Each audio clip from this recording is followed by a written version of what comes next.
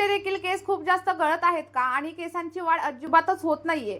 वर्षानुवर्ष केस एकाच लांबीवरती थांबलेले असतील तर फक्त आपल्या किचन मधील एक साधी गोष्ट वापरायला सुरुवात करा. यामुळे तुमचे केस अगदी दाट, लांब आणि मजबूत होतील. केस गळणं कमी होईल आणि केसांना अगदी मुळांपासून ताकद मिळेल. आपला हा उपाय खूप जास्त सोपा आहे, ट्राय केलेला आहे आणि याचे रिझल्ट देखील खूप चांगले आहेत. याचा वापर तुम्ही 2 ते 3 वेगवेगळ्या प्रकारे करू शकता आणि हे सगळं काही मी तुम्हाला व्हिडिओमध्ये सविस्तर सांगणार आहे. त्यामुळे व्हिडिओ शेवटपर्यंत नक्की बघा आणि जर व्हिडिओ आवडला तर एक लाईक नक्की करा. सोबतच तुम्ही हा व्हिडिओ नक्की कुठून पाहताय हे देखील कमेंटमध्ये सांगायला विसरू नका. बघा, आपली आजची रेमेडी बनवण्यासाठी आपल्याला सगळ्यात पहिल्यांदा रोजमेरीचा वापर करायचा आहे आणि रोजमेरी तुम्हाला कुठल्याही आयुर्वेदिक दुकानामध्ये किंवा मग ऑनलाईन अगदी सहज मिळून जाईल. रोजमेरी फार महाग देखील अजिबात नसते. तुम्ही अगदी 20 ते 25 रुपयामध्ये देखील थोड्या प्रमाणावरती रोजमेरी घेऊ शकता. रोजमेरीमुळे आपल्या केसांना नैसर्गिक चमक येते आणि केस अगदी सिल्की, स्मूथ आणि शायनी होतात. रोजमेरीचं पाणी हे आपल्या केसांसाठी खूप जास्त फायदेशीर असतं. आपण बघा, मेथीदाणा आपल्या केसांसाठी वापरतो आणि त्याचप्रमाणे तुम्ही एकदा रोजमेरी देखील केसांवरती नक्की ट्राय करून बघा. तुम्हाला खूप छान असे रिझल्ट भेटतील. साधारणतः 1 ते 2 चमचा एवढी रोजमेरी आपल्याला आजची रेमेडी बनवण्यासाठी घ्यायची आहे आणि जर तुम्ही हे सिरम एकदा बनवलं तर तुम्ही अगदी 8 ते 10 दिवस फ्रीजमध्ये स्टोअर करून याचा वापर देखील नक्कीच करू शकता. त्यानंतर आपण जी काही पुढची गोष्ट घेणार आहोत ती पूर्णपणे ऑप्शनल आहे आणि ती म्हणजे कढीपत्ता. केस मऊ, काळे आणि निरोगी ठेवण्यासाठी आपण आपल्या केसांमध्ये कढीपत्त्याचा वापर करत असतो. साधारणतः 8 ते 10 एवढी कढीपत्त्याची पानं व्यवस्थित अशी धुवून घ्या आणि त्यानंतर आपल्या या रेमेडीमध्ये आपल्याला वापरायची आहे. कारण यामुळे आपल्या केसांना अगदी पोषण भेटणार आहे आणि केस मुळापासून स्ट्रॉंग होण्यासाठी देखील हेल्प होणार आहे. आणि जर तुमच्या स्कॅल्पमध्ये कोणत्याही प्रकारचं इन्फेक्शन असेल, स्कॅल्पमध्ये खाज असेल किंवा मग तुम्हाला कोंड्याची समस्या जाणवत असेल तर साधारणतः 4 ते 5 एवढी कडुलिंबाची पानं देखील आपल्याला वापरायची आहेत. कारण कडुलिंबाच्या पानामुळे आपलं स्कॅल्प स्वच्छ राहतं आणि कोंड्याची समस्या देखील हळूहळू कमी होण्यासाठी हेल्प होत असते. साधारणतः 4 ते 5 एवढी पानच आपल्याला कडुलिंबाची इथं वापरायची आहेत. त्यापेक्षा जास्त देखील तुम्ही जर तुमच्याकडे असतील तर वापरू शकता. आणि सगळ्यात शेवटी आपल्याला इथं मेथीदाण्याचा वापर करायचा आहे. कारण मेथीदाणे आपल्या केसांसाठी खूप जास्त प्रभावी असा उपाय आहे आणि यामध्ये प्रोटीन आणि निकोटिक ऍसिड भरपूर प्रमाणात असतं, ज्यामुळे आपल्या केसांच्या अनेक समस्या कमी होण्यासाठी मदत होते. साधारणतः 1 ते 1.5 चमचा एवढा मेथीदाणा आपली ही रेमेडी बनवण्यासाठी आपल्याला वापरायचा आहे. कारण यामुळे आपली केस गळती हळूहळू कमी होणार आहे आणि केस अगदी सिल्की, सॉफ्ट आणि शायनी बनण्यासाठी हेल्प होणार आहे. त्यामुळे आपल्या या रेमेडीमध्ये तुम्ही मेथीदाण्याचा वापर जरूर करा. आता बघा, आपल्याला काय करायचंय, एक जाड बुडाचं आणि स्टीलचं भांडं घ्यायचं आहे.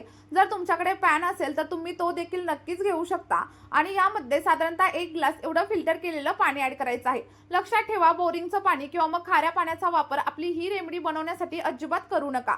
पाणी ऍड केल्याच्या नंतर आपण जे काही घटक घेतलेले होते ते सगळे काही घटक आपल्याला या पाण्यामध्ये ऍड करायचे आहेत आणि त्यानंतर सगळं काही पाणी व्यवस्थित असं मिक्स करून घ्या. आणि आपण या रेमेडीमध्ये सगळे काही घटक अगदी नॅचरल वापरलेले आहेत. त्यामुळे केसांवरती अप्लाय करण्याच्या अगोदर एकदा पॅच टेस्ट नक्की करा.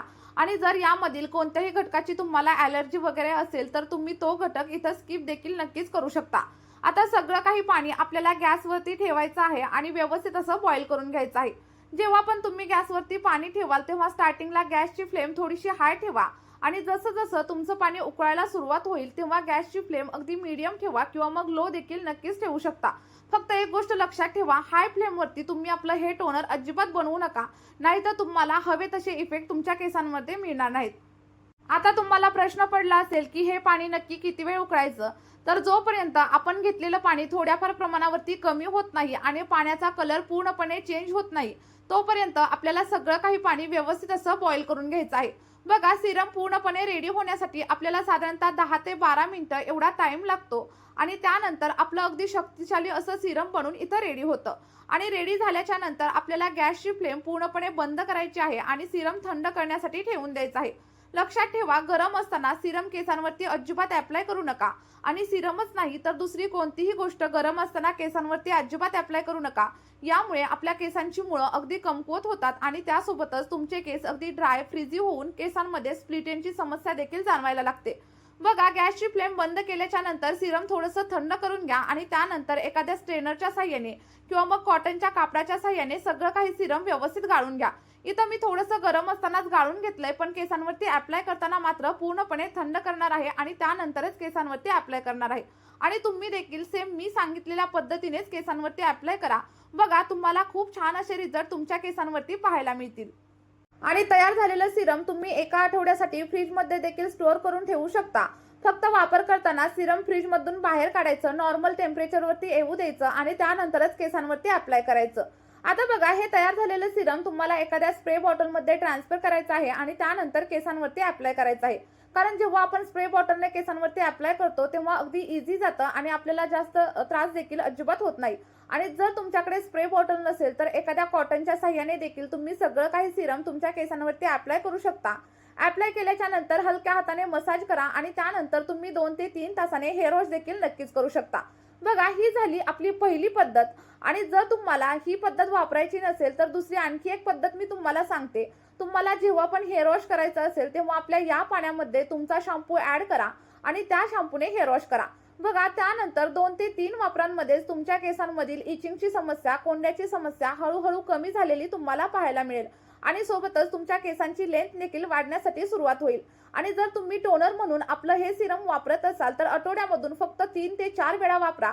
त्यानंतर तुम्हाला हेअर वॉश करण्याची देखील अजिबात गरज नाही आणि केसांमध्ये मात्र अप्रतिम असे बदल तुम्हाला जाणवायला लागतील. आणि जर तुम्हाला हेअर वॉश करायचाच असेल तर सिरम अप्लाय केल्याच्या नंतर 2 ते 3 तासानंतर तुम्ही हेअर वॉश देखील नक्कीच करू शकता. आठवड्यामधून फक्त 3 वेळा जर तुम्ही आपलं हे टोनर वापरलं तर अगदी 1 ते 2 महिन्यांमध्येच तुमच्या केसांची वाढ झपाट्याने सुरू होईल आणि हेअर फॉल देखील हळूहळू कमी होण्यासाठी हेल्प होईल. त्यामुळे आपली ही रेमेडी तुम्ही देखील नक्की ट्राय करा. तुम्हाला जे काही रिझल्ट भेटतील ते कमेंटमध्ये माझ्यासोबत शेअर करायला अजिबात विसरू नका. चला तर मग या व्हिडिओमध्ये आपण इथेच थांबूया. भेटूयात अशाच एका नवीन व्हिडिओमध्ये एका नवीन रेमेडी सोबत. Bye bye.